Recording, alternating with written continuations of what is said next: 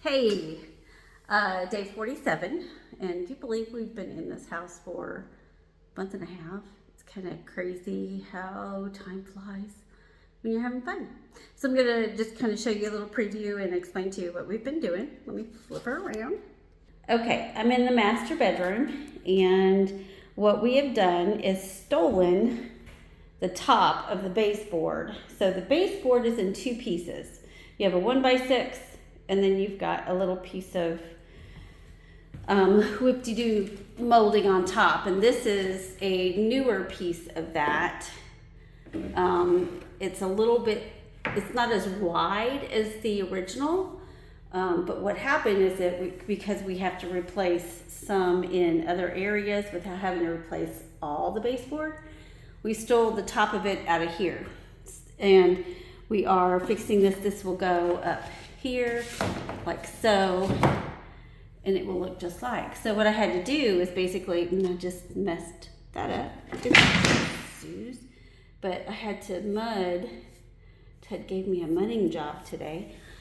Of that piece where the lip of the molding went to the top. We did this all the way around because it was, I scraped it, but it still had kind of a lip from just years of paint.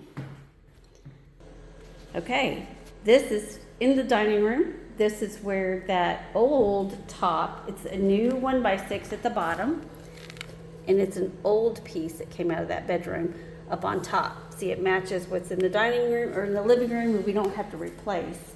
And we've got 3 more pieces to mess with, which we'll do in the hall. But I think that's it. So what we had to do here is this is the casing. We were not going to case this doorway again just because I wanted it to flow. Didn't want it to feel like a door. But we had to because we have old baseboard out here and we have new baseboard in here, which it's the same thing, but it's thinner. To me, it's cleaner, it's pretty. I don't mind it, but I like the old too. So you're gonna have a little bit of new and old. This, oh, by the way, this is an old return vent. Remember, down the center of the house had all the return vents until they put the big one in the floor. We are keeping this one because he's gonna make this a flow vent or a push vent, whatever, the air is gonna come out of it because there's no other vent in this kitchen. Okay, I'm outside coming in to your mud room, and there is going to be your mud area where you can put your shoes. There's your bench where you can slip your shoes on, put your purse down on, what have you. Going to have hooks along this top part right here, probably just 4. And then those 2 weird things poking out, that's where your shelf, the top shelf would be. And the top shelf is also going to have a lip coming down, so it's going to hide all of that. It's going to be real pretty. We have a piece of oak that we're going to put on top of this bench. That's why it's kind of open down there at the bottom. But a really piece of oak that it's going to go, and we're going to stain that. So it's going to be pretty. So all this will be wall color. None of it's going to stick out like a sore thumb. It's just going to all be wall color. So it's going to be really pretty.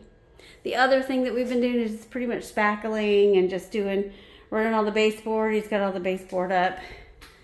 Actually, all except for in the hallway. So kitchen we can't finish until we get the cabinets in 2 weeks.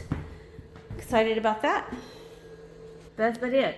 So it's just been, it's tedious work. It's small work, but it makes a big impact because, you know, like the spackling, when you look at some of the trim now, it looks pretty sad up there in the crown when none of it's been spackled. So that's what I've been working on, and I hate to spackle. So I have fought myself the first hour today, and then I finally realized if I slow down, I go a little bit better, and I do a little bit better. So yeah, that's my joy today.